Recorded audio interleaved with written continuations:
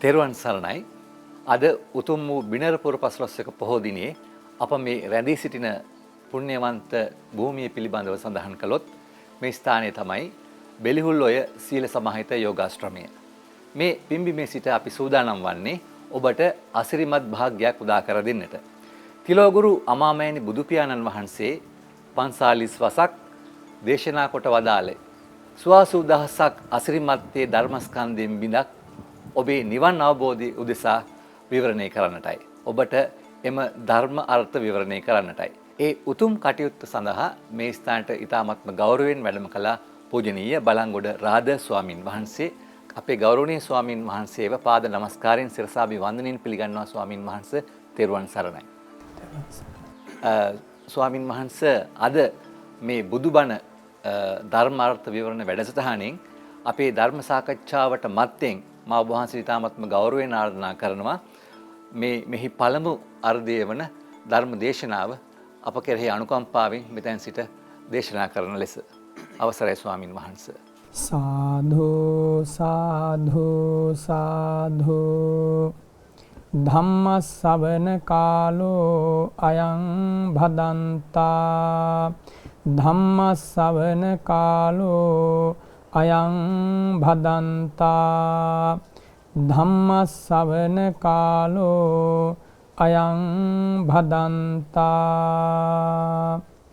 නමෝ තස්ස භගවතෝ අරහතෝ සම්මා සම්බුද්දස්ස නමෝ තස්ස භගවතෝ අරහතෝ සම්මා සම්බුද්දස්ස නමෝ තස්ස භගවතෝ අරහතෝ සම්මා සම්බුද්දස්ස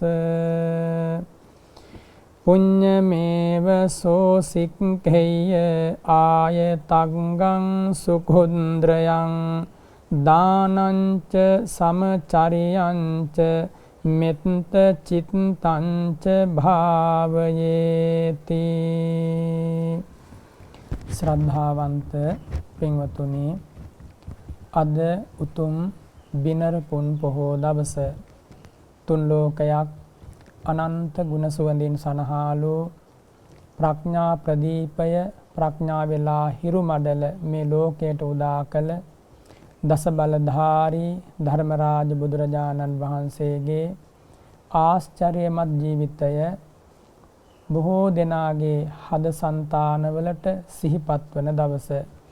මනුලොව පමණක් නෙවෙයි දෙව්ලොව බඹලොව පවා අද වගේ දවසක ඒ බුදුරජාණන් වහන්සේගේ අසිරිමත් ජීවිතය, ඒ ආශ්චර්යමත් ජීවිතය තුළින් ලොවට දායාද වූ උදාර උතුම් අමා ධර්මය, ඒ ධර්ම මාර්ගය තුල ගමන් කරලා සදහටම නිවි සැනසුන මහරහතන් වහන්සේලාගේ පිළිවෙලින් පැවතගෙන එන මහා සංඝරත්නයේ ගුණ සමුදාය දෙව් බඹුන්ගේ සිත්වලට නැගෙන පින්බර දවසක්.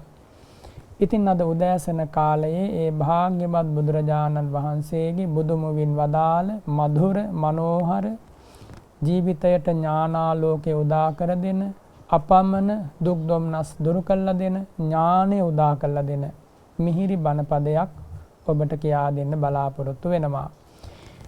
බුදුරජාණන් වහන්සේ දේශනා කරනවා පුඤ්ඤමේව හිසෝ සික්ඛේය ආයතග්ගං සුඛුද්‍රයං දානංච සමචරියංච මෙත්ත චිත්තංච භාවයේ.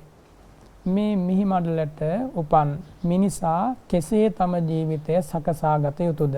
මෙලොව පරලොව සැනසීම බලාපොරොත්තු වන බුද්ධිමත් ප්‍රඥාවන්ත මිනිසා කොයි විදිහටද මේ ලැබිච්ච ජීවිත කාලය ගෙවා දැමිය යුත්තේ?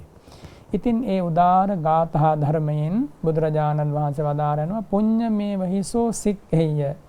උපන් මිනිසා අප්‍රමාදීව පින් රැස් කර ගැනීම ඉදුරාම අවශ්‍ය වෙනවා. පුඤ්ඤමේව හිසෝ සික්ඛේය කියලා බදාලේ එකයි. මේ පින කියන ස්වභාවය සැබවින්ම අපි හැම දිනාටම මෙලොවට පරලොවට සාන්තිය ගෙන දෙනවා. පබ්බජිතස්සපි උපකාරානි පුඤ්ඤානි ඝාට්ටස්සපි උපකාරානි පුඤ්ඤානි. පැවිදි වුණත් ගිහි ජීවිතයක් ගත කළත් සතුටේ මූල හේතුව, සැනසීමේ මූල හේතුව වන්නේ කුමක්ද? පින් රැස් කිරීමමයි. එනිසායි භාග්‍යවතුන් වහන්සේ වදාළේ ආයතග්ගං සුකුද්‍රයන් මරණින් මත්තට සැනසීම උදා කරලා දෙනවා, සැප විපාක ගෙන දෙනවා, මෙලොවට පවා අසීමිත ශාන්තියක් ඇති කරලා දෙනවා. එනිසා පින් රැස් කිරීම නුවණැති මිනිසා ඒකාන්තයෙන් කළ යුතුයි. ජීවිතය පිරී යන දේවල් තියෙනවා. ධනය නිසා හෝ වස්තු දේපල නිසා හෝ ජීවිතයට පිරුණ බවක් ගෙන දෙන්නේ නැහැ. සැබවින්ම ජීවිත අවසානයට පත්වෙච්ච මිනිසාට තමා සතු අසීමිත ධනය, තමා සතු භවභෝග සම්පත් ආදිය සිහි වෙනකොට බලවත් උපාදානයක් තමයි ඇති වෙන්නේ. ඒ ධනය පිළිබඳව බලවත් උපාදානයක්, ඇල්මක්, ස්නේහයක් ඇති වෙලා එවන් කෙනෙක් ජීවිතයෙන් සමුගත්තොත් එයා සුගතියක යන්නේ නැහැ. ඒ වගේම කෙනෙකුගේ ජීවිතයේ Tamanට ඇති හැකි පමණින් දෑත දිගු කරලා දන් හැන්දක් පූජා කළ තිබ්බොත්, දෙවියන් සහිත ලෝකයට පින අනුමෝදන් කරලා තිබ්බොත්, ඒකාන්ත වශයෙන් මෙයාගේ ජීවිතයේ මහා පිරිච්ච ජීවිතයක්. දහම, විනය, ශාස්ත්‍ර ශාසනය පිහිටපු ජීවිතයක්. එනිසයි භාග්‍යවතුන් වහන්සේ බදාලේ දානංච සමචරියංච මෙත්ත චිත්තංච භාවයේ. සැබවින්ම පිනේ සැනසීම දන්න ශ්‍රාවකයා අප්‍රමාදීව දානය පුරුදු කරන්නට ඕනේ. සමචරියාව කියන්නේ විසමචරියාවේ නොමහැසිරීම. විසම කාය වාග් මනෝ කර්ම සිදු නොකර ශාන්ත උදාර මනෝ කර්ම, කාය කර්ම, වාක් කර්ම පැවැත්වීම. තවදුරටත් කිව්වොත් හිංසන සිතුවිලි හිතට ගන්නෙ නැහැ. කාමුක සිතුවිලි වලින් කල් ගෙවන්නේ නැහැ. ඒ වගේම ව්‍යාපාද සිතුවිලි වලින් කල් ගෙවන්නේ නැහැ. එහෙමනම් මෛත්‍රී සහගත සිතුවිලි වලින් කල් ගෙවමින් මෙත්ත චිත්තංච භාවයේ නැවත නැවත මෙත් සිත භාවිතයට ගන්නවා. මෙලෙසින් පින් රැස් කරගත්තොත් ඒ ශ්‍රාවකයාට මරණින් මත්තේ දුකක් ඇතිවන්නේ නැහැ. පින් රැස් කරගත්තේ නැත්නම් නොඑක් විදිහේ තැන්වලට පත් වෙන්න සිද්ධ වෙනවා දුගතීන්ට. බුදුරජාණන් වහන්සේගේ කාලේ බිම්සර මහා රජතුමා රජගහ නුවර රාජ්‍ය භාරය උසුරපු පින්වන්ත රජ කෙනෙක්. ඒ රජතුමා සෝතාපන්න ආර්ය ශ්‍රාවකයෙක්. දවසක් දා සිහිනයෙන් මේ රජතුමාට නිදාගෙන සිටියේදී සිරියහන් ගබඩාවේදී මහ භයානක ශබ්දයක් ඇහෙනවා. ඒ වගේම භයානක රූප ටිකක් පෙනී ගියා. කවදාකවත් මෙබඳු භයානක සිහිනයක්, භයානක රූපාරම්මන ඒ මහ රජතුමා දැකලා තිබුණේ නැහැ. සමහරුන්ගේ රූප දිහා බලන්න බයයි. සිත පුදුම විදිහට වේදනාවටපත් වෙනවා, තැති ගැනීම ඇති වෙනවා. එදා ඒ සිහිනය දැකපු මොහොතේ පටන් බිම්සර මහ රජතුමාට පසුදා පහන් වනතුරු හරියට නිින්දක් ලැබුණේ නැහැ. පාන්දරම බුදුරජාණන් වහන්සේ වෙත ගමන් කරලා සිරිපාපියුම් වන්දනා කරලා මේ කාරණය දැනුම් දුන්නා. සාමාන්‍යයෙන් සෝතාපන්න ආර්ය ශ්‍රාවකයෙකුට ආවට ගියාට සිහින පේන්නේ නැහැ. සාමාන්‍ය කෙනෙකුට පේනවා වගේ මනෝ විකාර, තුන්දොස් කිපීම් ආදීන් වන ඒ නපුරු හීන ආර්ය ශ්‍රාවකයන්ට පේන්නේ නැහැ. සාමාන්‍යයෙන් සිහින පෙනෙන ක්‍රම ගණනාවක් තියෙනවනේ බුදුරජාණන් වහන්සේ දේශනා කරලා. අනුභූත පූර්වාරම්මන වශයෙන්, දේවතෝපසංහාර වශයෙන් සිහින පේන්නට පුළුවන්. ඒ වගේම වාපිත්සෙම් කිපීම් වශයෙන් සිහින පේන්නට පුළුවන්. ඒ අතරින් බිම්සාර වගේ මහා රජවරයෙකුට, ආර්ය ශ්‍රාවකයෙකුට, සෝතාපන්න වූ උතුමෙකුට ලාමක විදිහේ දේවල් නැත්තම් අසත්‍ය වන විදිහේ දේවල් බොහෝ සෙයින් පෙනෙන්නේ නැහැ. ඉතින් මේ බිම්සාර මහා රජතුමාට භාග්‍යවත් බුදුරජාණන් වහන්සේ වදාරනවා, මහරජතුමනි, මේ දැකපු සිහිනෙන් ඔබට හෝ ඔබේ ඥාති පිරිසට හෝ ඔබේ රාජ්‍ය භාරයට හෝ කරදරයක් වන්නේ නැහැ. ඔබට නපුරක් වන්නේම නැහැ. මෙන්න මෙහෙම සිදුවීමක් මේ තුල තියෙනවා. පෙර සංසාර ගමනේ බොහෝම ඈත කාලයක ඉඳන් ඔබෙන් පින් බලාපොරොත්තුෙන් එන විශාල පිරිසක් ඉන්නවා, ඥාති පිරිසක්. ඒ අය පින් බලාපොරොත්තුෙන් ඉන්නවා. ඔබ මේ දවස් ටිකේම භාග්‍යවතුන් වහන්සේට මහා දානයක් පූජා කළා, වේළුවනාරාමයේ පූජා කළා. ඒ පින් ඔවුන්ගේ නම සිහිපත් කරලා අනුමෝදන් නොකරපු නිසා ඔවුන්ට තාම මේ පින් අනුමෝදන් වෙන්න බැරි වුණා. ඒ නිසා ඔබට පින් අවශ්‍යයි කියලා සිහිපත් කරලා දෙන්නයි මේ අවස්ථාව ඔබට සිහිපත් කරලා දුන්නේ කියලා භාග්‍යවත් බුදුරජාණන් වහන්සේ ඒ සිදුවීම සිහිපත් කළා. පෙර ඈත සංසාර ගමනේදී බිම්බිසාර රජතුමාගේ සමග එකට පින් පුරපු විශාල පිරිසක් බිම්බිසාර රජතුමා එදා ශ්‍රද්ධාවෙන් දන් දෙද්දී, ශ්‍රද්ධාවෙන් සිල් පුරද්දී, ශ්‍රද්ධාවෙන් බුද්ධෝපස්ථාන, සංඝෝපස්ථාන කරද්දී ඒ ඥාති පිරිස, හිතවත් පිරිස වරදවා පිළිපැද්දා. සංඝ රත්නයේ වෙත සකස් කරපු දාණය ඒ ඇත්තෝ සංඝ රත්නයට පූජා කරන්න කලින්ම තමන්ගේ දරුවන්ට අනුභව කරන්න දුන්නා. තමනුත් අනුභව කරා. ඒ දානය පිළිබඳව වරදවා පිළිපැද්දා. ඒ ආහාර පාන පිළිබඳව වරදවා පිළිපැද්දා. එලෙසින් පිළිපැදලා එදා ඒ ජීවිතයෙන් පස්සේ නිරේ වැටිලා ಜಾති ಜಾතිත් මහා කල්ප 90 ගණනකට වැඩි ඉතිහාසයක ඔවුන් දුකින් දුකටපත් වුණා. විපතින් විපතටපත් වුණා. අනතුරෙන් අනතුරටපත් වුණා. පැම් පොදක් නැහැ, තොල පෙඟෙන්න කුස පිරෙන්න ආහාරයක් නැහැ. ඒ විදිහට ජීවිතේ දුගතියට ඇවිල්ලා කාශ්‍යප බුදුරජාණන් වහන්සේගේ කාලේ ඒ ඇත්තෝ පින් ඉල්ලගෙන ගියා කාශ්‍යප බුදුරජාණන් වහන්සේ ළඟට. කාශ්‍යප භාග්‍යවතුන් වහන්සේ වදාලා ඔය ඇත්තන්ට පින් ලබා දෙන්නට මට හැකියාවක් හෝ මගේ ශාසනයේ ශ්‍රාවකයන්ට හැකියාවක් නැහැ. තාම කර්මයේ තියෙනවා. ඒ අකුසල කර්මයේ බලය තාම උත්සන්නයි. අනාගතයේ ගෞතම නම් වූ දස බලධාරී බුදුරජාණන් වහන්සේ ලෝකෙට පහළ වෙනවා. ආන්නේ කාලේ බිම්බිසාර නම් වූ මහා රජවරයෙක් පහළ වෙනවා. ඔබගේ ඥාතිවරයෙක් ඒ මහා රජතුමා ඒ භාග්‍යවතුන් වහන්සේට දන් පැන් පූජා කරලා ඔබට පින්පෙත් නැත්නම් නුඹලාට පින්පෙත් පමුණුවාවි. ආන්නේ දාට පින් ලබන්න පුළුවන් කියලා කාශ්‍යප භාග්‍යවතුන් වහන්සේ වදාලා. පින්වතුනි එදා ඒ ඇසූ වචනය හෙට දවසේ අපට පින් ලැබෙනවා වගේ දැනුණා ඒ ප්‍රේතයන්ට. ඒ තරම් සංසාර සරතැස තුල සංසාර සරණිය තුල අනේක විද දුක් උහුලලයි හිටියේ. ඉතින් මේ වගේ ජීවිත අනන්තයි මේ සංසාර ගමනේ. අපි අතර ජීවත් වෙන ඇත්තොත් මේ විදිහට මැරිලා ගිහිල්ලා කල්ප ගණන් වලට പ്രേත ලෝකේ නිරේ වැටෙනවා. නමුත් බැලූ බැලමට ඒ කාරණේ වැටහෙන්නේ නැහැ. ඉතින් එදා බිම්බිසාර රජතුමාට මේ කාරණය සිහිපත් කරලා දුන්නා. බිම්බිසාර මහා රජතුමා එදා බුදුරජාණන් වහන්සේගේ ශ්‍රී මුඛ දේශනාව අනුව යමින් මහා දානයක් සූදානම් කළා. ඒ දානයේ සෑම වර්ගයකම පිරිකර සිවුරු, සේනාසන, භාණ්ඩ, ආහාර පාන මේ හැමදේම සූදානම් කරලා භාග්‍යවත් බුදුරජාණන් වහන්සේ මංගල පෙරහරකින් වඩම්ම වාගෙන රාජ මන්දිරයේ අසුන් පනවා වඩා හිඳවලා මහා රහතන් වහන්සේලා විශාල පිරිසක් සමග භාග්‍යවතුන් වහන්සේට ප්‍රණීත ලෙසේ දානය පූජා කළා. ඒ වගේම චීවරාදී ප්‍රත්‍යයන් පූජා කළා. සේනාසන භාණ්ඩයේ සිරිපා මුල තියලා පූජා කරලා මේ රැස් වෙන සියලු පින් මගේ නමින් පින් බලාපොරොත්තු වෙන ඥාති වර්ගයාට අනුමෝදන් වේවා කියලා අනුමෝදන් කළා. පින්වතුනි ආහාර පාන පූජා කරනකොට කල්ප ගානක් කුසගින්න හිටපු ඒ ප්‍රේතයන්ට දිව්‍යමය ආහාර පාන පහළ වුණා. සුහිත වුණා, සුඛිත වුණා, කුසගිනි පිරී ගියා, නැත්තම් කුසගින්න නිවි ගියා. ඊළඟට චීවර පූජා කරනකොට කල්ප ගානක් නූල් පොටක් ශරීරයේ නොමැති හිටපු ඒ ප්‍රේතයන්ට දිව්‍යමය වස්ත්‍ර පහළ වුණා. ඒ වගේම පෑන් පූජා කරනකොට තථාගතයන් වහන්සේට ශ්‍රී හස්තයට පාත්‍රයට වළඳන්න පෑන් පූජා කරනකොට කල්ප ගානක් තොල පෙඟෙන්න පෑන් පොදක් නැතුව පිපාසෙන් හිටපු ප්‍රේතයන්ට දිව්‍යමය වූ පෑන් පොකුණු මැවී ගියා. මේ විදිහට යමක් මිනිසෙකුගේ නැත්තම් සැනසීමට අවශ්‍ය නම් ඒ හැමදේම එදා ඒ මහා දානමය පින් බලයෙන් ලැබුණා.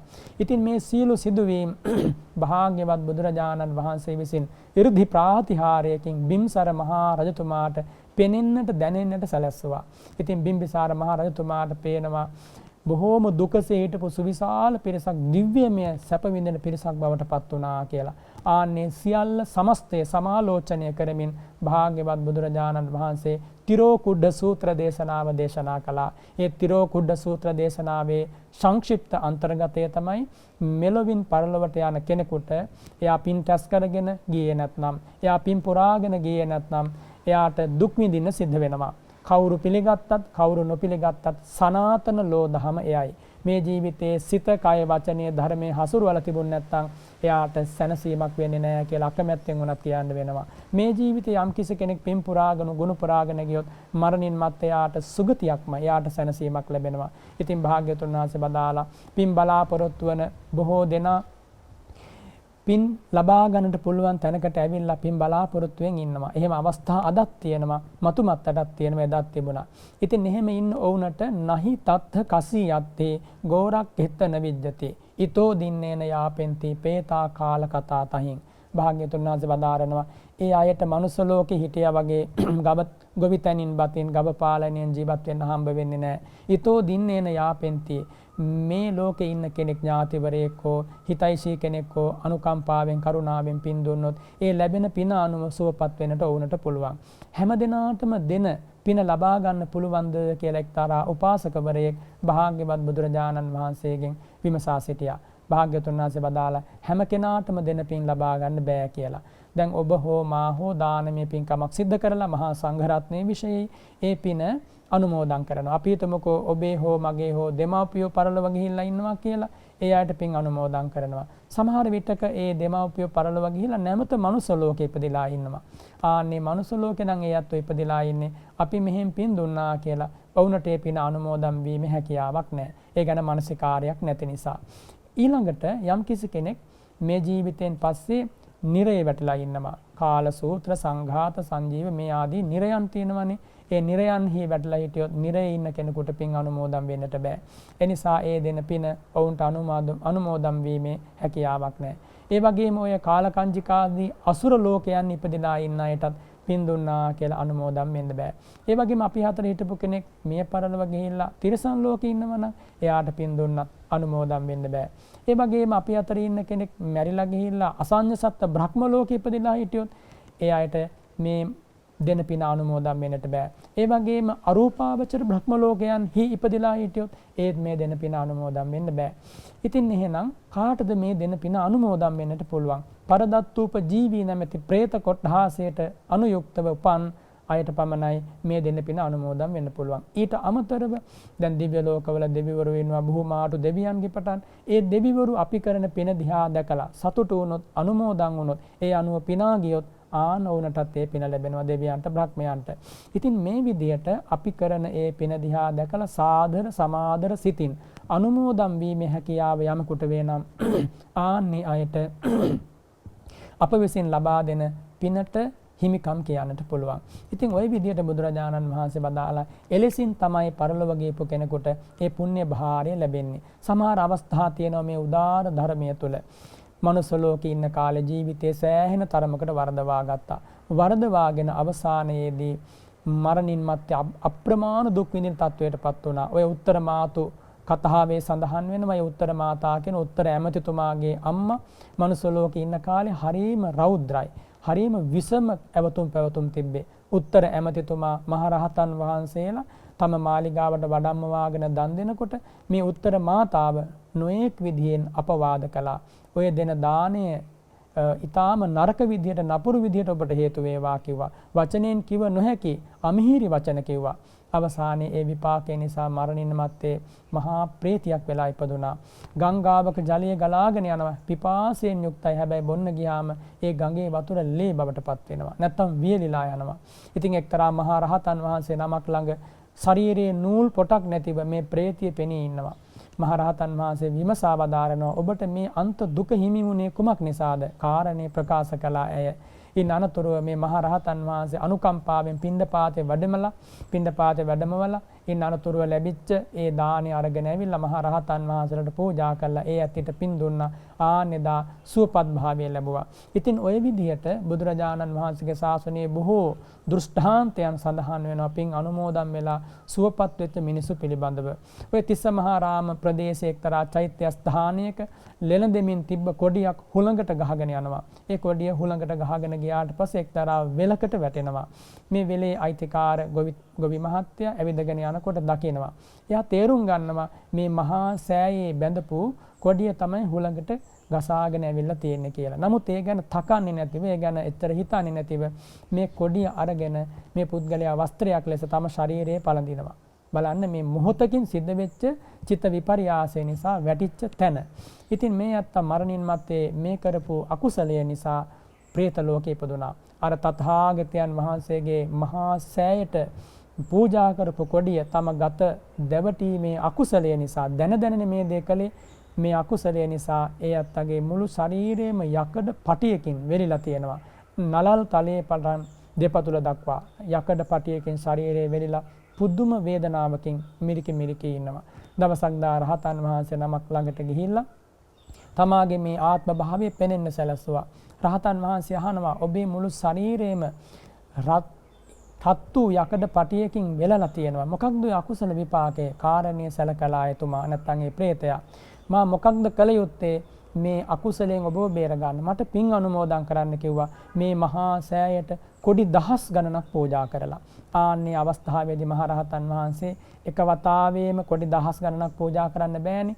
පිණ්ඩපාතේ වැඩම කළා, වස්ත්‍ර පිණ්ඩපාතේ වැඩම කළා, ලැබෙන හැටියට කොඩි සකස් කරලා පූජා කළා. පූජා කරලා කොඩි කිහිපයක් පූජා කරනකොට නලල් තලයේ යම් ප්‍රමාණයක් පෙනී ගියා. ওই විදිහට කොඩි 1000කට වැඩි ප්‍රමාණයක් පූජා කළ අවසන් වෙනකොට ඒ පින අනුමෝදන් කළ අවසන් වෙනකොට මේ ප්‍රේතයාට යන්තමින් සැපවත් භාවයක් ලැබුණා. ওই විදිහට මේ මනුස්ස ලෝකෙන් දීපු පින අනුමෝදන් වෙච්ච අය සුවපත් භාවයටපත් වෙච්ච අවස්ථා මේ උදාාර ධර්මයේ තුල මනාව තථාගතයන් වහන්සේ පෙන්වා වදාරනවා. ඉතින් එදා එක්තරා ඒ උපාසක මහත්තයෙක් ඇහුවානේ මේ දෙන පින කවුද අනුමෝදන් වෙන්නේ කවුද අනුමෝදන් නොවෙන්නේ කියලා. ඉතින් බුදුරජාණන් වහන්සේ විදියට දේශනා කරලා අනුමෝදන් නොවන අය කවුද කියලා අනුමෝදන් වන අය කවුද කියලා අවසානයේ ඒ උපාසක මහත්තයා අහනවා ස්වාමීනි කවුරුවත් නැත්තම් මේ පින අනුමෝදන් වෙන්න.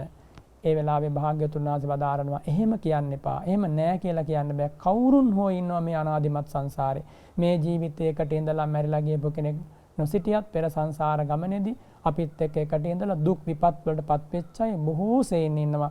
ඒ කවුරුන් හෝ ඒ පින ඒකාන්තයෙන් අනුමෝදන් වෙනවා. ස්වාමීනි ඒ විදිහට ඒ දෙන පින අනුමෝදන් වෙන්න කවුරුම හෝ නොහිටියොත් නැවත මේ ප්‍රශ්නේ අහුවට පස්සේ භාග්‍යවතුන් වහන්සේ වදාරනවා ඒ දෙන පින අනුමෝදන් වෙන කෙනෙක් හිටියා හෝ වේවා නොහිටියා හෝ වේවා තමාට ඒ පින අහක යන්නේ නැහැ තමාගේ ජීවිතේට සැනසීම ගෙන දෙනවා කියලා.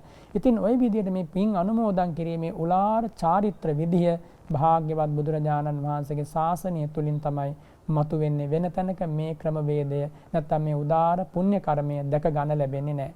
භාග්‍යවතුන් වහන්සේ දේශනා කරනවානේ දස පුණ්‍ය ක්‍රියාමේ කුසල කර්මයන් ඒ අතර පත්ති දාන පත්තානුමෝදනා කියන උභය පුණ්‍ය කර්මයන් තථාගතයන් වහන්සේ හඳුන්වා දෙන්නේ නැත්නම් දේශනා කරන්නේ මිය පරලොව ගියපු කෙනෙකුට උනත් කළ ගුණ සැලකීමේ ප්‍රතිපදාවක් ලෙස ඔබේ සහ මගේ ජීවිතවල අපට මුණ ගැහිච්ච සමීපචාරීන් අපට උදව්පදව් කරපු අපේ ජීවිත අද මෙතනට පැමිණෙන්නට සහයෝගය දුන් බොහෝ කල්යාණ මිත්‍රවරු ඉන්නවා දෙමව්පියන්ගේ පටන්.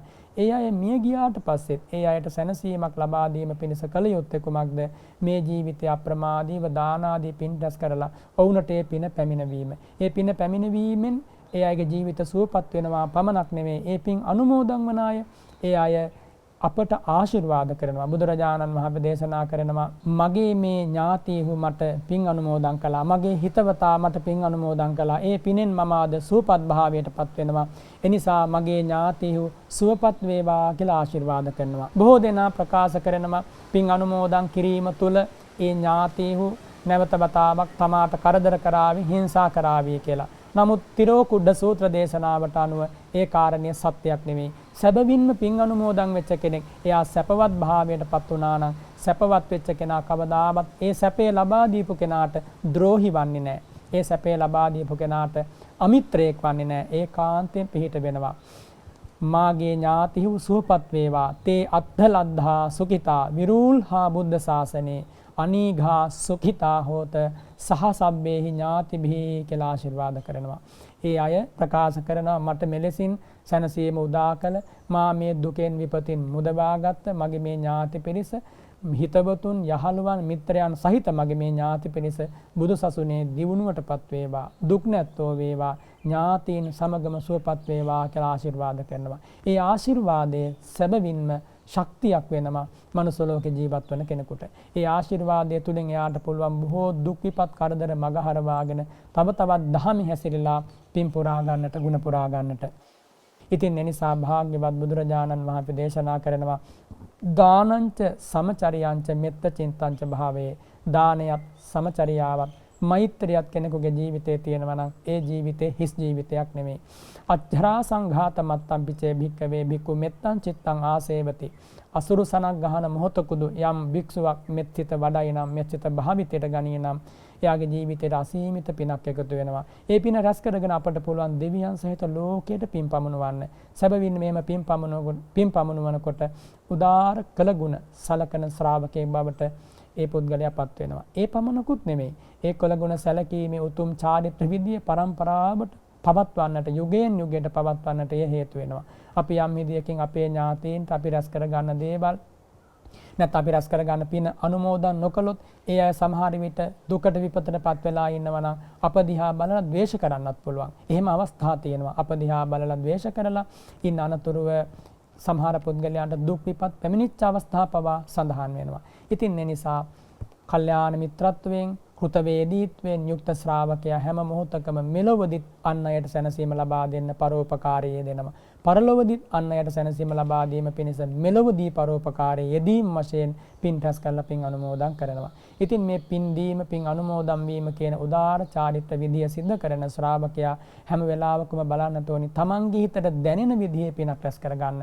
තමන්ගේ හදවතට දැනෙන විදිහේ පිනක් රැස් කරගන්න. සීලයක පිළිටන්නෙත් නැතුව දානයක් පූජා කළා කියලා ආනිසංස ලැබෙන්නේ නැහැ. මහත්ඵල මහානිසංස ලැබෙන්නේ නැහැ. අල්ප වූ ආනිසංසයක් තමයි ලැබෙන්නේ. බොහෝ දෙනාට වෙලා තියෙන්නේ මේ කාලේ පින්පෙත් අනුමෝදන් කරන දෙමව්පියන්ට ඥාතියට හිතවතුන්ට දන් පැන් පූජා කරනවා. නමුත් මේ දානයක් කොහොමද තමන්ගේ පැත්තෙන් පූජා වෙද්දී ශක්තිමත්ව මහා පිනක් ජනිත වන විදිහට ඒ දේ සිද්ධ වෙන්නේ කියලා අවබෝධයක් නැහැ. ඉතින් ඒ නිසා ඒ අවබෝධයක් ඇති කරගෙන තමන්ගේ හදවත පිනා යන පිරී යන ආකාරයෙන් පින් රැස් කරගෙන ඔබ පින් අනුමෝදන් කරමින් දෙවියන් සහිත ලෝකයට උපකාරයක් වෙන්න. ඔබේ ජීවිතයේ පින් පෙරෙනකොට පින් බලාපොරොත්තු වන බොහෝ දෙනා පින් අනුමෝදන් වෙනවා. ඒ වගේම ඔබේ ජීවිතයට වටිනාම ආශිර්වාදයක් ලැබෙනවා. ඔබද සැනසෙනවා. පරලොව ගිය සියලු දෙනාද සැනසෙනවා. අපි හැම දෙනාම එලෙසින් සැනසීම ලබාගෙන මෙලොව ජයගෙන පරලොව ජයගෙන සංසාර දුකෙන් අත මිදීම දක්වාම සැනසීම ලබන්න මේ උදාාර බුදු වදන ජීවිතයට ගලපා ගනිමු. එමගින් ලැබෙන අසීමිත ශාන්තිය මෙලොවදීම ඔබට ධර්ම අවබෝධය පිණිස වේවා. මරණින් මතු සුගතිය පිණිස කෙළවර ශාන්තම නිවනින් සැනසීම පිණිසම උපකාර වේවා කියලා මම ආශිර්වාද කරනවා ප්‍රාර්ථනා කරනවා. සාදු සාදු සාදු සාදු. ගෞරවනීය ස්වාමින් වහන්සේ බුදුබණ ධර්මාර්ථ විවරණයේදී මා මුලින්ම ඔබ වහන්සේගෙන් දැනගන්න කැමතියි. ඔබ වහන්සේ දේශනා කළ කරුණ වලට අනුව අපේ බොහෝ විට දැන් රෝහලක නම් මේ කටයුතු කරන්න බැරි වෙයි. නිවසක ඉන්න ඥාතියෙක් මරණාසන්න මොහොතකදී ඔහුගේ භවගාමී ජීවිතය යහපත් කරන්න, ඔහුගේ පරලෝ ජීවිතය සුගතිගාමී කරන්න ඥාතීන් විසින් කළ යුතු සහ විශේෂයෙන් නොකළ යුතු දේ කොයි වගේද ගෞරවනීය ස්වාමින් වහන්සේ? සියලු දෙනාටම තෙරුවන් සරණයි.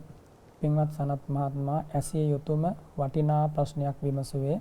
හේතුව තමයි අපි හැමදෙනාම කොයියම් මොහොතක හෝ ජීවිතයෙන් සමුගන්නවා. ජීවිතයෙන් සමුගන්නා මොහොත ඊටාම වැදගත් අපි හැම දෙනාටම. එය තීරණාත්මක මොහොතක්. අපි ඊළඟට කොතනටද යන්නේ කියන මේ කාරණය තීරණය කිරීමේදී. ඉතින් ඒ වගේ වෙලාවක මේ ගත පිළිබඳව දක්වන උනන්දුවට වඩා 100,000 කෝටි ගුණයක උනන්දුවක් දැක්විය යුතුයි මේ හිත කුසලාරම්මණයක පිහිටුවීම පිණිස. ඉතින් එහිදී අපි හිතමුකෝ කවුරු හරි කෙනෙක් මිය පරලොව යනවා. ඔබේ අම්මා හෝ තාත්තා හෝ මිය පරලොව යන මොහොතක ඔබ සත්පුරුෂ දරුවෙක් හැටියට කොහොමද පිළිපදින්නට ඕන? ඒ අම්මා ළඟට හෝ තාත්තා ළඟට ගිහිල්ලා මරණාසන්න මොහොත දැනගෙන ඔබ කතා කරන්නට ඕන. කතා කරද්දී අහන්නට ඕන අම්මට හෝ තාත්තට දේපල ගැන, ගේ දොර ගැන, මේ වස්තු දේපල ගැන යම් බැඳීමක් තියෙනවද? අවංකවම ප්‍රකාශ කරනවා නම් ඒ අම්මා හෝ තාත්තා මේ යන කෙනා කියන ඕ මට බැඳීමක් තියෙනවා, අසවල් දේ මතක් වෙනවා. අසවල් දේ මතක් වෙනවා මට කියලා කියනවා. ඒ වෙලාවේ කරුණාවෙන් කියලා දෙන්න ඕනේ. ඒ දේ ගැන ඔබ සිහි කරන්න එපා. ඒ දේ සිහි කළත් ඔබ මැරෙනවා, සිහි නොකළත් මැරෙනවා. ඔය දේ ගැන සිහි කළ මැරුණොත් ඒක හොඳක් නෙමෙයි, යහපතක් නෙමෙයි. එතන උපාදානයක් තියෙන කියලා කාරණේ කියා දෙන්න ඕනේ. දැන් ඊට පස්සේ නැමත වතාවක් මිය යන කෙනාට කතා කරන්න පුළුවන් නම් ඔහු කියනවා දැන් මම මේ අදහස අතහැරියා. ඊට පස්සේ නැවත අහන්න ඕනේ ඔබට ඔබේ දුව දරුවන් ගැන, ස්වාමි භාර්යාව ගැන ඔබට යම් අදහසක් මේ වෙලාවේ හිතට එනවද? අවංකව කතා කරනවා මේ වෙලාවේ. කොහොමත් මරණාසන්න මොහොතේදී බොහෝ දෙනාගේ කටින් ඒ කාරණා සත්‍ය වශයෙන්ම කියවෙනවා. බලවත් වේදනාවකනේ ඉන්නේ. ඉතින් ඒ වෙලාවේ කියනවා ඔව් මට සිහි වෙනවා. එහෙනම් කියන්නට ඕනි ඒ ශ්‍රාවකයා ඔබ ඔබේ දුව දරුවන් ගැන සිහි කරන්න එපා. ඔබ සිහි කළත් අතහැරලා යනවා, සිහි නොකළත් අතහැරලා යනවා. යම් විදියකින් සිහි වුණොත් ඒක උපාදානයක්. ඒක හොඳ නෑ. ඒ නිසා ඒ මතකය අතහරින්න. අවංක කෙනා ඒ මතකය අතහරින්න. හොඳයි මම අතහරින්නම්. මම මේ මතකයෙන් ඉවත් වෙන්නම්. ඊළඟට නැවත අහන්නට ඕනි ඔබට තව මොනවාද සිහි වෙන්නේ? ඔබට බයක් ඇති ගැනීමක් දැනෙනවද? සිද්ධ වෙච්ච ජීවිතයේ දේවල් ගිහිම සිහිපත් වෙනවද? ආන්නේ වෙලාවට කියන ඔබ මට අසබල් සිදුවීම සිහිපත් වෙනවා කියලා. අන්නේ වෙලාවට ධර්ම කාරණා කියලා දීලා ඔව සිහිපත් කරන්න එපා. අනාත්ම ධර්ම, අනිත්‍ය ධර්ම, දුක්ඛ ධර්ම අන්නේ වෙලාවට එයාගේ හිත ගලවා ගන්නට ඕනි. ඊට පස්සේ කියන්නට ඕනි ඔබට මේ මනුස්ස ජීවිතය ගැන ආසාවක් තියෙනවද? ඔව් මට ආසාවක් තියෙනවා කියලා එයා කිව්වොත් මේ මනුස්ස ලෝකේ ආසාවක් ඇති කරගන්න එපා. ආයුෂ බොහොම අඩුයි, ලෙඩ රෝග බහුලයි. මේ වගේ කාලයක මේ මනුස්ස ලෝකයේ ඇති සැනසීමක් නැහැ. ආන්නෙම කියන්න ඕනේ.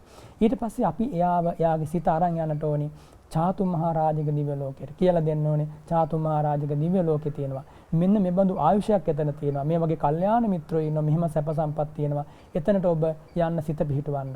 දැන් ඔන්න එහෙම කියනකොට දැන් අර ඒ හිත දැන් එල්ලෙන තැනක් බලාගෙන ඉන්නේ. චාතුමා රාජික දිව්‍ය ලෝක ගැන මෙනෙහි කරනවා.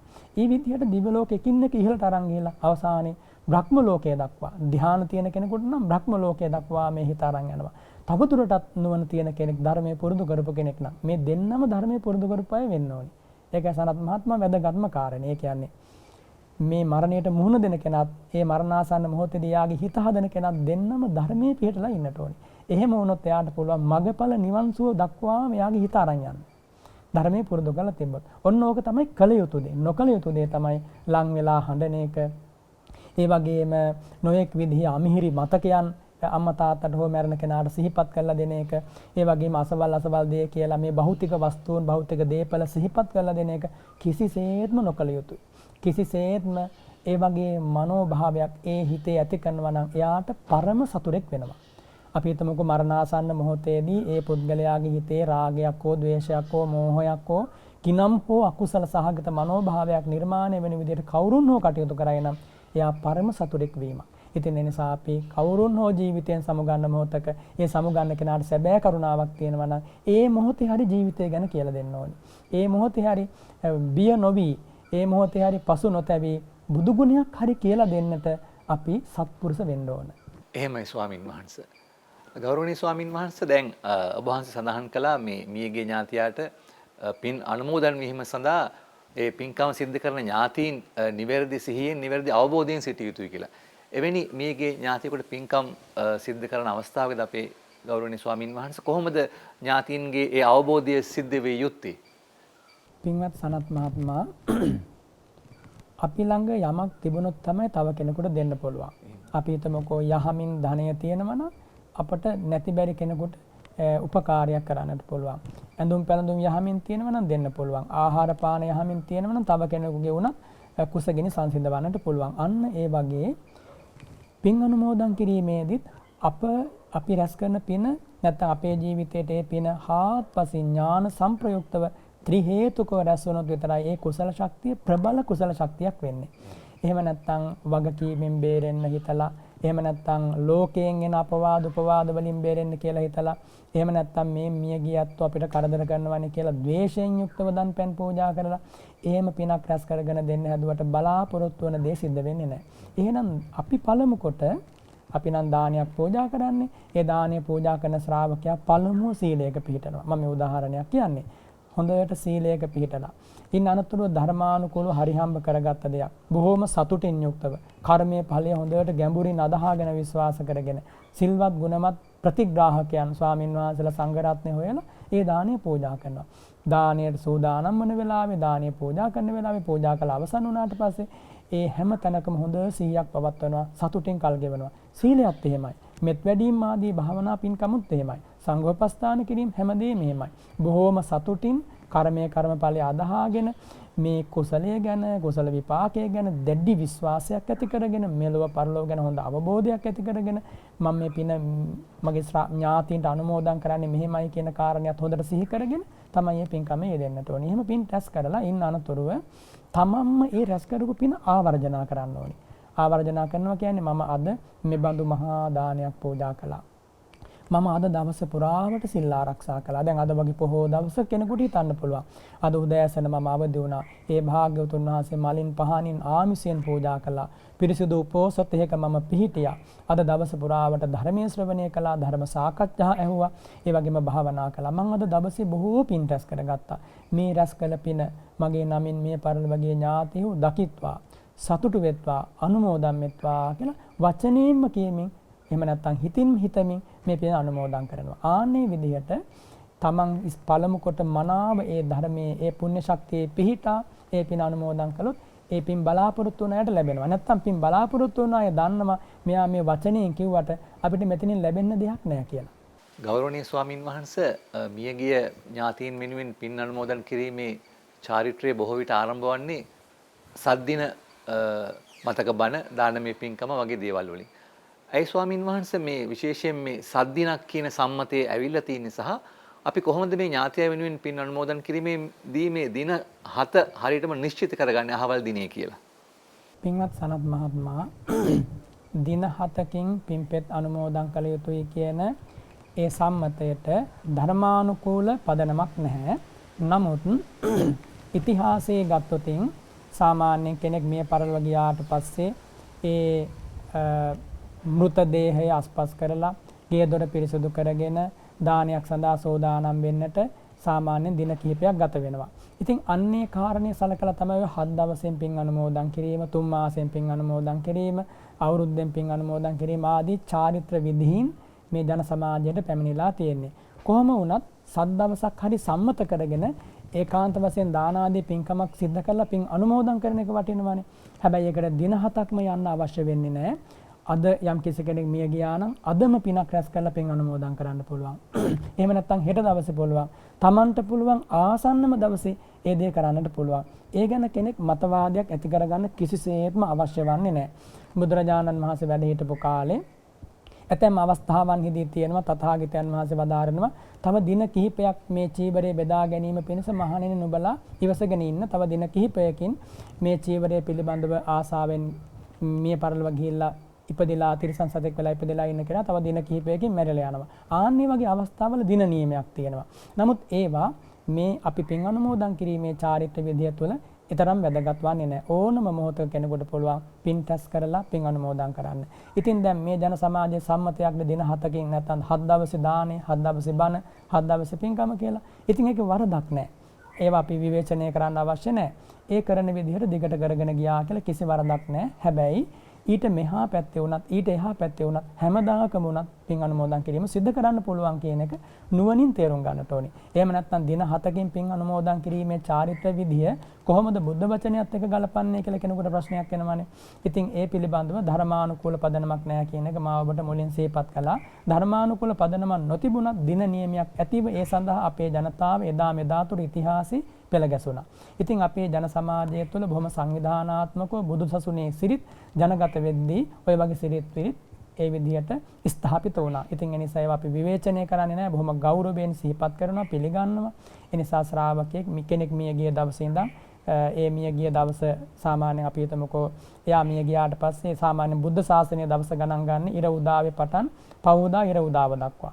ඉතින් ඒ දවසේ ඒ කොයි වෙලාවක හරි කෙනෙක් මිය ගියා නම් ඒ විදිහට දින 7ක් 7 වන දවසේ අරුණෝද්ගමණයෙන් පසුව තමයි 7 වන දවස කියලා සිහිපත් කරන්නේ. ආන්නේ දායන් පස්සේ යාට 7 දවසෙන් දානයක් දෙනවා නම් 7 දවසෙන් බණක් කියලා පින් අනුමෝදන් කරනවා නම් ඒ දේ සිද්ධ කරන්න පුළුවන්. විශේෂයෙන් සිහිපත් කරන්නට ඕනේ මෙතනදී එහෙම දිනවකවානු ආදී වශයෙන් මේ වගේ අනවශ්‍ය විදියට හිතන්න අවශ්‍ය නැහැ. ඔබේ ඥාතිය, ඔබේ හිතවතා මිය ගියාට පස්සේ ඔබට පුළුවන් පහසුම සහ ඉක්මන්ම දවසක ඔබේ නිවස සෝදානම් කරගෙන ධනය ආදී දේ උපයා සපයාගෙන සංඝ රත්නය මේ හොයාගෙන ස්වාමීන් වහන්සේලා මුණගස්සගෙන ආරාධනා කළා හැකි ඉක්මනින් දානයක් පූජා කළා ධර්ම දේශනාවක් සිද්ධ කළා පින් අනුමෝදන් කරන්න තරම් ඔබ සත්පුරුෂ වෙන්න. එහෙමයි. ගෞරවනීය ස්වාමින් වහන්සේ විශේෂයෙන් මේ සිරිත් පිරිත් සම්ප්‍රදාය සාරධර්ම වලදී සමහරවිට මේවට ගැටෙනවා මේ මිත්‍යා මතයන් ආකල්ප. ඒ වගේ අවස්ථාවක් තමයි අපි දැන් සමාජයේ දකිනවා සමහරු කියනවා මේ මිය ගිය ඇත්තන්ට නිවසේ පින් අනුමෝදන් කිරීම සුදුසු නැහැ කියලා. මොකද ඒතකොට මේ මළගිය ඥාතීන් නිවසට ඇවිල්ලා ඉන්න පුළුවන්, රැඳෙන්න පුළුවන්, නැවත නොයා ඉන්න පුළුවන්.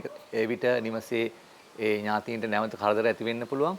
ඒත් එක්කම තමයි මේ පින් අනුමෝදන් කරලා පින් වැඩිීමේදී මළගිය ඥාතීන්ට පින් වැඩිීමේදී මේ පෑන් වලට කුමක්ද කළ යුත්තේ කියලා විවිධ මත තියෙනවා. අපේ හාමුදුරන්ගෙන් මම කැමති ඒ අදාළ ප්‍රශ්න දෙකටම පිළිතුරක්. පින්වත් සනත් මහත්මයා බුදුරජාණන් වහන්සේ දේශනා කරනවා තිරෝකුඩ්ඩ සූත්‍රයේදී පින් අනුමෝදන් වුණාට පස්සේ යම් ඥාතිවරයෙක් මොනම හේතුවකින්වත් තමන්ට පින් අනුමෝදන් කරපු පින් දීපු ඥාතිවරයා ගැන ද්වේෂයක් ක්‍රෝධයක් ඇති කරගන්නේ නැහැ. ඉතින් ඒ නිසා නිමසේදී හෝ වේවා වෙන යම් තැනකදී හෝ වේවා පිනක් රැස් වෙච්ච මොහොතක ඒ පින තම ඥාතීන්ට අනුමෝදන් කිරීම මෛත්‍රී සහගත කාය කර්මයක් වෙනවා එක පැත්තකින්. වචී කර්මයක් වෙනවා, මනෝ කර්මයක් වෙනවා. එතන මෛත්‍රී භාවනාවක් සිද්ධ වෙනවා. මෙත් වඩන ශ්‍රාවකයෙකුට කවදාවත් අමනුෂ්‍යයන්ගෙන් කරදරයක් වෙන්නේ නැහැ. මනුස්සානම් පියෝ හෝති, අමනුස්සානම් පියෝ හෝති. දැන් ওই පින් අනුමෝදන් කිරීම කියන්නේ මෛත්‍රී සහගත කාය කර්මයක්. මෛත්‍රී සහගත කාය කර්මයක් කියන්නේ යා දානයක් නම් සෝදානම් කරන්නේ දානීය පූජා කරදී මේ ගත වෙහසන්න වෙනවා. එතකොට මෛත්‍රී සහගත කාය කර්මයක් සිද්ධ වෙනවා. අන් අයගේ කුසගිනි සංසිඳවන්න තම ගත විහිසා දන් දෙනවා. ඒ වගේම වචනය කරුණාබර වචන මෛත්‍රී සහගත වචන මේ දානේ වළඳන ස්වාමීන් වහන්සේලා සුවපත් වේවා ආදී වශයෙන් එහෙම කෙනෙකුට මෛත්‍රී සහගත වචී කර්ම සහ දැන් මේ පින් ලබා දෙන්න බලාපොරොත්තු වෙන ඥාතින් ඉන්නවනේ මගේ මේ ඥාතියෝ මේ පින් අනුමෝදන්ව සුවපත් වේවා අන්න මෛත්‍රී සහගත වචී කර්ම මේ කාය වාක් කර්ම දෙකටම හේතු වෙනවා මෛත්‍රී සහගත මනෝ කර්ම. එහෙනම් එතන මෛත්‍රී භාවනාවේ චිත්තෝත්පාදයන් පහළ වෙනවා. එතකොට මෛත්‍රී භාවනාවක් සිදු කරපු ශ්‍රාවකයාට ඥාතීන් කරදර කරන්නේ නැහැ. ඒක වැරදි මතයක්. එහෙම පින් අනුමෝදන් කරන්න එපා. ඔවුන් ඇවිල්ලා කරදර කරනවා ආදී වශයෙන් කියනවා නම් ඒක වැරදි මතයක්. ඒ විදිහට කරදර කරනවා කියලා කොතනකවත් සඳහන් වෙන්නේ නැහැනේ අපේ බුදුරජාණන් වහන්සේගේ අමා ධර්මයේ එහෙම කරදර කරනවා කියලා පින් අනුමෝදන් කරපු අය පිළිබඳව එහෙම දෙයක් සිද්ධ වෙන්නේ නැහැ. යම් කෙනෙකුට පින් අනුමෝදන් වෙන්න බැරි තත්වයක් තියෙනවා. අන්න ඒ වගේ තත්වයක යම් කිසි කෙනෙක් පින් අනුමෝදන් කළොත් මේ පින අනුමෝදන් නොවි ඔහු ඒ දුකේම ඉන්න අවස්ථාවක සමහර විට අර ඥාතීන් ගැන ඕන් දන් පැන් පූජා කරලා පින් පුරාගෙන සුගතියක ආදී ඉපදීමට අවශ්‍ය කරන හේතු සකස් වෙනවා දකින්නකොට යම් ආවේගයක් ක්‍රෝධයක් ඇති වෙන්න පුළුවන්. අන්න ඒ වගේ අවස්ථාවක මේ පරිවගේ ඇතම් අය තම ඥාතීන්ට කරදර කරන අවස්ථා එන්නට පුළුවන්. හැබැයි ඒ කරදර පින් අනුමෝදන් කළත් වෙනවා අනුමෝදන් නොකළත් වෙනවා.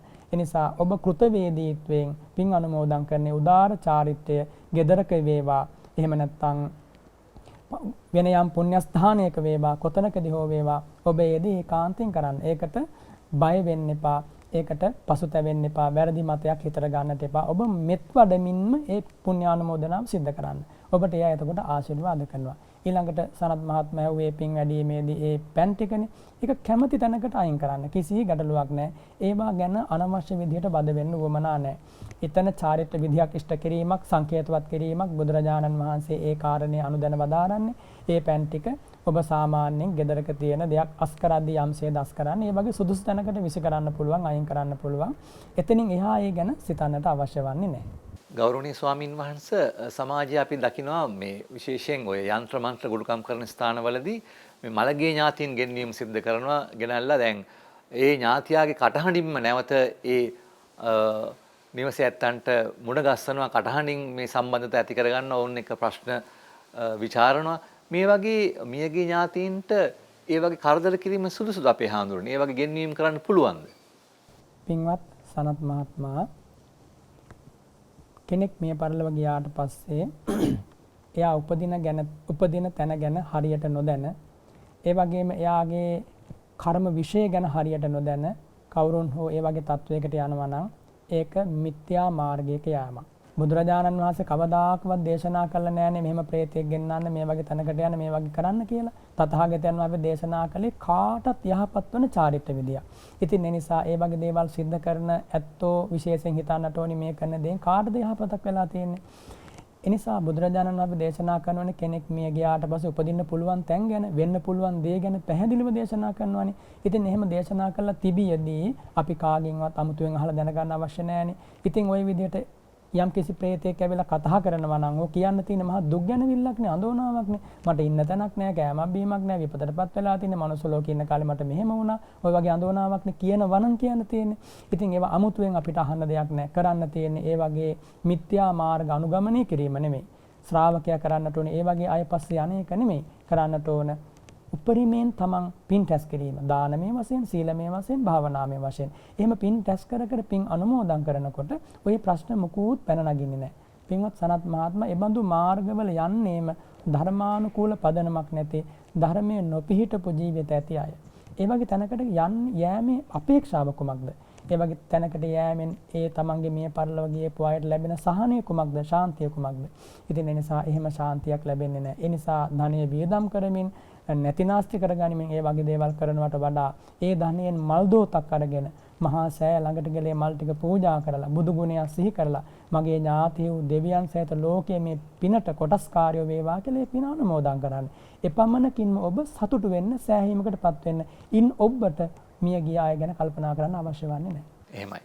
ගෞරවනීය ස්වාමින් වහන්සේ ඒත් එක්කම සමහරව හිතනවා දැන් මියගිය ඥාතිවරයා Tamanට පිහිට වෙනවා කියලා. තවත් සමහරෙක් හිතන්න පුළුවන් මියගිය ඥාතිවරයාගෙන් අපිට කරදර සිද්ධ වෙනවා කියලා. ඒ වගේ ස්වාමින් වහන්සේ මියගිය ඥාතියින් අපිට පිහිට බලාපොරොත්තු වෙන්න පුළුවන්ද? එහෙම නැත්නම් මියගිය කෙනෙකුට අපිට කරදර කරන්න පුළුවන්ද? පින්වත් සනත් මහත්මයා අත්තාහි අත්තනෝ නාතෝ කෝසිනාතෝ කෝහිනාතෝ පරෝසියා. තමාගේ පිහිට හදාගන්න ඕනේ තමන්මයි. තුම්හි කිච්ඡං ආතප්පං බුදුරජාණන් වහන්සේගේ උදාර මාවත අනුව. එතකොට කෙනෙක් මිය පරලොව ගියාට පස්සේ දැන් ඔය සානු සාමණේර කතාවේදී හොඳම උදාහරණයක් ඒ සානු සාමණේර කියන පොඩි ස්වාමින් වහන්සේට පැවිදි ජීවිතේ පා වුණා.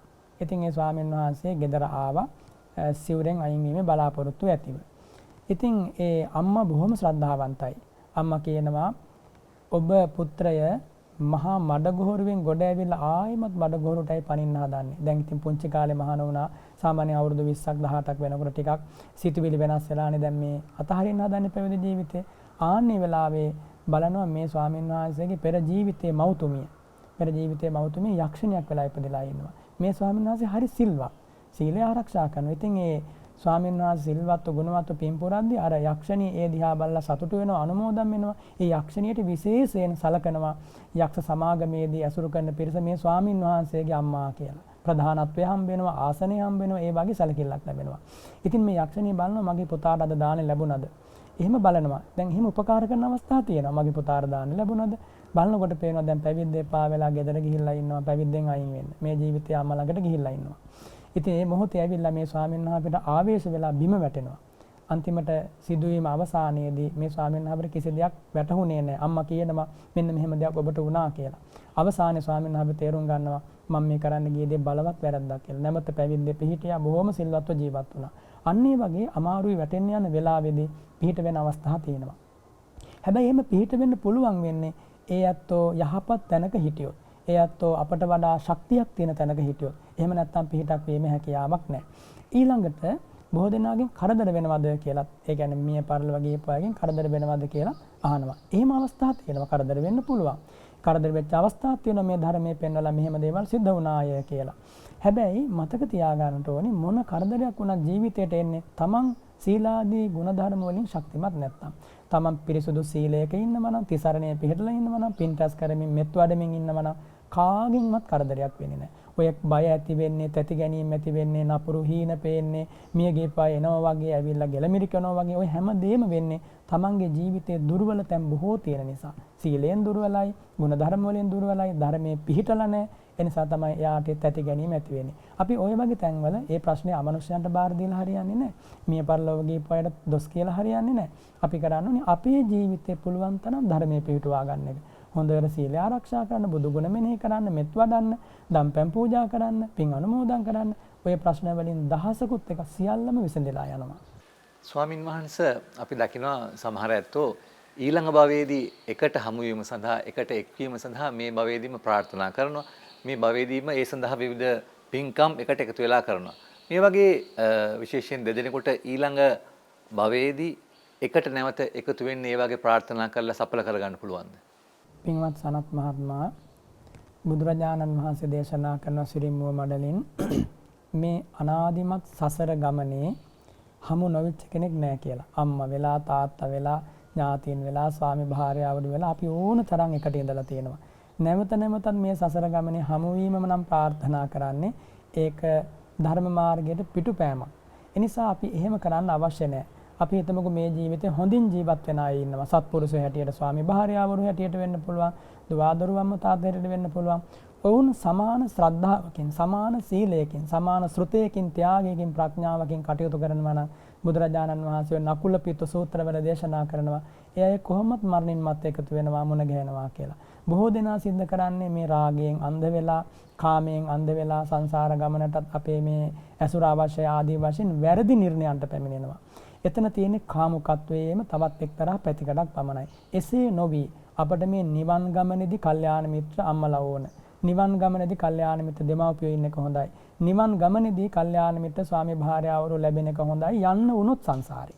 ඒ කියන්නේ මේ ගමන තවදුරටත් අපේ සිද්ධ වෙනවා නම් අපි මේ ජීවිතයේ භව ගමන සමාර කරන්නේ නැත්නම් අපේ අඩුවක් නිසා නිවන් සුව මේ ජීවිතය අපිට අවබෝධ කරගන්න බැරි වුණොත් කැමැත්තෙන් අකමැත්තෙන් යන්න වෙනවනේ. දැන් මේ ජීවිතයෙන් පස්සේ මේ වගේ කාලයක මිනිස්සෙක් මරණින් මත්තේ සුගතියක් බලාපොරොත්තු වෙනවා නම් යන්න තියෙන හොඳම තැන තමයි දිව්‍ය ලෝකය.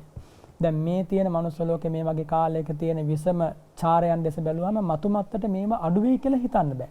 ඒ වගේම කෙනෙකුට බ්‍රහ්ම ලෝකේ යන්න තියෙනවා නම් වඩාත්ම හොඳයි. නමුත් බ්‍රහ්ම ලෝකේ යන ධ්‍යාන අවශ්‍යයිනේ. කොතනක හරි ඉපදෙන්න සිද්ධ වෙන නිසා ඒ ඉපදීම සුගතියක් කරගත්තොත් අපේ ගමන නිවන් ගමන අපට පහසුවෙන්ම සිද්ධ කර ගන්නට පුළුවන්. කල්යාණ මිත්‍ර ඇසුර ලබන්නට පුළුවන්. ඉතින් ඒ නිසා අමුතු ප්‍රාර්ථනා අවශ්‍ය නැහැ. ඔබ ඔබේ සහෘදයා සමග ඥාතිවරයා සමග ඔබේ පවුල හිතවතුන් සමග සත්පුරුෂ ධර්මයෙන් වෙලී ජීවත් වෙන්න. මම සත්පුරුෂ ධර්ම කිව්වේ ශ්‍රද්ධාව, සීලය, ශ්‍රුතය, ත්‍යාගය, ප්‍රඥාව කියන මෙන්න මේ පහ. මේ පහ යමෙකුගේ ජීවිතයේ සම මට්ටමකින් වැඩෙනවා නම් පැතුවත් නැතත් ඒ අය මුණ ගැහෙනවා සංසාරේ. බොහෝ සෙයින් මේ ජීවිතේ එකට හම්බ වෙන අය සංසාර ගමන එකට මුණ ගැහෙච්ච අය. මේ ජීවිතේ වෛර හදාගෙන වෙන් වෙනවට වඩා කොහොමත් කල්යාණ මිත්‍ර පදනමක නැවත එකතු වෙන හිතන එක හොඳයි. සංසාර ගමන කියන්නේ ඕන තරම් එකතු වීම මුණ ගැහිම් වලින් යුක්තයි. වෙන්වීම වලින් යුක්තයි. මතක තියාගන්න ඕනි සෑම හමුවීමක්ම වෙන්වීමක් වෙනවාමයි. ඒ නිසා 아무තුවෙන් එකතු වෙන්න හිතුවොත් මේ ජීවිතයේ වෙන්වීම තුළ යම්සේ කඳුළු ගලාගෙන ගියා නම් අනාගතෙත් කඳුළු ධාරා ගලාගෙන එනවා. ඒ නිසා 아무තුවෙන් සංයෝගයට නෙමෙයි විසංයෝගයේ පිණිසයි තථාගතයන් වහන්සේ ධර්ම දේශනා කරේ. මද නිම්මදනේ පිණිසයි තථාගතයන් වහන්සේ ධර්ම දේශනා කළේ. සංසාර දුක නිමා කරන්නයි තථාගතයන් වහන්සේ ධර්ම දේශනා කරේ. මෙන්න මෙහෙම කාරණයකොත් සිහිපත් කරනවා. එකතු වෙලා හරි මතු පැතුමක් ඇතුව හරි පින්කස් කිරීම ශ්‍රේෂ්ඨයි. එහෙමයි. ගෞරවනීය ස්වාමින් වහන්සේ මේ බුදුබණ වැඩසටහනින් අවසන් පැනේ විදිහට මම ඔබ වහන්සේගෙන් දැනගන්න කැමතියි. අපි විශේෂයෙන් නිරන්තරයෙන් පින්කම් සිද්ධ කිරීමේදී විවිධ ප්‍රාර්ථනා සිද්ධ කරනවා. ඒවා බොහෝ විට ලෞකික ප්‍රාර්ථනාත් වෙන්න පුළුවන්. මා කැමතියි ඔබ වහන්සේගෙන් දැනගන්න. අපි සදහැවත් බෞද්ධයන් විදිහට පින්කමක් කිරීමේදී කළ යුතු හොඳම ප්‍රාර්ථනාව කුමක්ද කියා. බොහොම වටිනාම ප්‍රශ්නයක් පින්වත් සනත් මහත්මයා ඇසුවේ. පුඤ්ඤානි පන කତ୍වා ඒකස්මින් තහානේ පත්ධනං කාතුම් වට්ටති. පින් තස් කරලා සංසාරේ යන කෙනෙක් නම් අසවල් තැන මං උපදිනවා කියලා ප්‍රාර්ථනාවක් කරගත්තට වරදක් නැහැ. හැබැයි ඇහුවේ ශ්‍රේෂ්ඨම ප්‍රාර්ථනාව කුමක්ද කියලා. අපි උදාහරණයක් ලෙස දානයක් පූජා කරලා භාග්‍යතුන් වහන්සේ දේශනා කරන චිත්තාලංකාරයේ පිණසම දානය දීම ශ්‍රේෂ්ඨයි කියලා. ඒ කියන්නේ මේ සිත කෙලෙසුන්ගෙන් අතමුදවා ගැනීම පිණිස මේ ධානය, මේ භාවනාව, මේ සීලය, මේ පින ප්‍රත්‍යය වේවා කියන බලාපොරොත්තුව. එහෙනම් අපි හැමදෙනාම පින් රැස් කරලා එකම පැතුමක් ඇති කර ගන්නට ඕනි. කුමක්ද? මට උතුම් ධර්මාවබෝධයේ පිණිස භව ගමන නිමා කර ගන්න, ජාති දුකින්, ජරා දුකින්, ව්‍යාධි දුකින්, මරණ දුකින් අත මිදෙන්න මේක උපනිශ්‍රේ වේවා. මේ අතහැරීම උපනිශ්‍රේ වේවා. මේ සීලය පාරමිතාවක් වේවා. මේ භාවනාව පාරමිතාවක් වේවා. අන්නේම හිතලා තමයි අපි පින් රැස් කරන්න ඕනේ. මොකද මේ සංසාර ගමනේ ලෞකිකත්වයේ තුල අපි නොවිඳපු සැපයක් නැහැ. අමුතුවෙන් ප්‍රාර්ථනා කරලා ලබන්න සැපයකුත් නැහැ. අපි අගත පුබ්බ දිසාව, පෙර නොගිය විරු දිසාව, නොගිය විරු මාවත තමයි ධර්මාවබෝධය නැත්නම් මේ අමා මහ නිවන් මඟ. ඒ නිවන් මඟේ යන්නත් අවශ්‍ය වන්නේ දාන ආදී පාරමී ශක්තියින්මයි. එතකොට දාන ආදී පාරමී ශක්තියින් තියෙනවා නිවන පිණිස හේතු වෙන. ඒ වගේම දාන ආදී පින්කම් තියෙනවා වට්ටගාමී. වට්ටගාමී කියන්නේ සසරේ යන්න හේතු වෙන ඒවා. විවට්ටගාමී කියලා කියන්නේ නිවන් සුවයෙන් සැනසෙන්න උපකාර වන උදාර පින්කම්. එතකොට මේ පින්කම් වර්ග දෙකක් එහෙම නැහැ. නමුත් එයා ප්‍රාර්ථනා කරන යාගේ අදිෂ්ඨානය අනුව තමයි ඒ පින නිවන පිණිස හෝ සසර පිණිස හේතු වෙන්නේ. ඉතින් අපි හැම වෙලාවකම හිතන්නට ඕනේ නිවන පිණිසම මේ පින උපකාර වේවා. වැඩියෙන් දෙයක් හිතන්න බැරි නම් ධර්ම අවබෝධය පිණිස මේ පින හේතු වේවා. තවත් කෙනෙකුට හිතන්න පුළුවන් සසර දුකෙන් අත මිදෙන්නම මේ පින හේතු වේවා. තවත් කෙනෙකුට හිතන්න පුළුවන් ජාතිය දුකක්, ජාතියෙන් අත මිදෙන්න මේ පින හේතු වේවා. තවත් කෙනෙකුට හිතන්න පුළුවන් මේ කෙලෙස් සහිත සංසාර ගමනේ දුකමයි බහුල, කෙලෙස් ප්‍රහාණය පිණිස මේ පින උපකාර වේවා. ඔය මොනියම් ආකාරයකින් හෝ ප්‍රාර්ථනාවක් කළොත් ඒක ශ්‍රේෂ්ඨ ප්‍රාර්ථනාවක්, අග්‍ර ප්‍රාර්ථනාවක්. ඒ ප්‍රාර්ථනාවට සහජාතව සෙසු සියලු පැතුම් ලැබෙනවා. ඒ කියන්නේ දැන් අපි හිතමුකෝ කෙනෙක් දානයක් පූජා කළා මට දෙව්ලොව ගිහලා දෙව් සම්පත් ලැබේවා කියලා එයා හිතනවා. ඊට පස්සේ එයා හිතනවා දෙව් සම්පත් ලබාගෙන නිවන් සම්පත් ලැබේවා කියලා. එතකොට එයාට එහෙම හිතන කෙනාට සහ තව කෙනෙක් හිතනවා මට නිවන් සම්පත් ලැබේවා කියලා. ඒ නිවන් සම්පත් පතා යන ගමනේ මට සුගතිය ඉපදිලා ගුණ පුරා ගන්න ලැබේවා කියලා. අර දෙවනුව ප්‍රාර්ථනා කරපු ප්‍රාර්ථනාව බලවත්. හේතුව තමයි එයා හැම වෙලාවකම හිතුවේ විරාගයේ පිණිස මේ දාන හේතු වේවා කියලා. ලෞකික අරමුණක් එයාගේ හිතෙන් පරාමර්ශණය වුණේ නැහැ. ලෞකික දේවල් අල්ලගෙන කරන යම් පින්කමක් වේ නම් මෙතන තණ්හාව, දිට්ඨිය, මානය, අනුසය වශයෙන් ලැබුම්ගෙන තියෙනවා. හැබැයි ලෞකිකත්වයෙන් තොරව උත්තර ලෝතුරු සැනසීම වෙනස යම් කෙනෙක් පින් රැස් කරනවා නම් එතන තණ්හා, දිට්ඨි, මාන, අනුසයන්ගේ බලපෑම අඩුයි. එහෙනම් අපි හැම වෙලාවකම දක්ෂ වෙන්න ඕනේ පින් රැස් කරලා උතුම් සැනසීම, නිවන් සැනසීම ලැබේවා කියලා හිතන්නට. ඉතින් අද සිරස මේ උතුම් බුදුබණ ධර්ම දේශනාව සහ සාකච්ඡාව බිනර පොන් පොහෝ දවසේ මෙලෙසින් නිමාවටපත් වෙනවා. අපි හැම දෙනාම ජනිත කරගත් සියලු ධර්ම සම්භාරය සක්දෙව් රජතුමාට සතර වරම් දෙව් රාජවරු ඇතුළු සියලු දෙවියෝ අනුමෝදන් වෙත්වා. බ්‍රහ්ම රාජවරු අනුමෝදන් වෙත්වා. අපි හැම දෙනාගේ නමින් මිය පරලොවගේ ඥාතීහු අනුමෝදන් වෙත්වා. පින්වත් සනත් මහත්මයා ඇතුළු කාර්ය මණ්ඩලයේ හැම දෙනාටම මේ පින් අයිති වේවා. ඔබ හැම දෙනාටත් මේ පින් අයිති වේවා. දෙවියන් සහිත ලෝකයේ මේ පිනට කොටස්කාරයන් බවට පත් වෙලා හැම දෙනාටම උතුම් ධර්මාවබෝධය දක්වාම සියලු සැනසීම වේවා කියලා මම පින් අනුමෝදන් කරනවා, ආශිර්වාද කරනවා. ආකාසට්ඨා ච භුම්මට්ඨා දේවා නාග මහිද්దికා පුඤ්ඤන්තං අනුමෝදිත්වා චිරං රක්ඛන්තු සම්බුද්ධ ශාසනං චිරං රක්ඛන්තු ත්වං සදාති. අභිවාදන සීලිස්ස නිච්ඡං වද්ධා පචායිනෝ චත්තාරෝ ධම්මා වඩ්ඩන්ති ආයුවන්නෝ සුඛං බලං ආයු ආරෝග්‍ය සම්පatti සග්ග සම්පatti මේවච අත්හෝ නිබ්බාන සම්පatti ඉමිනාතේ සමිජ්ජතු. සාදු සාදු සාදු.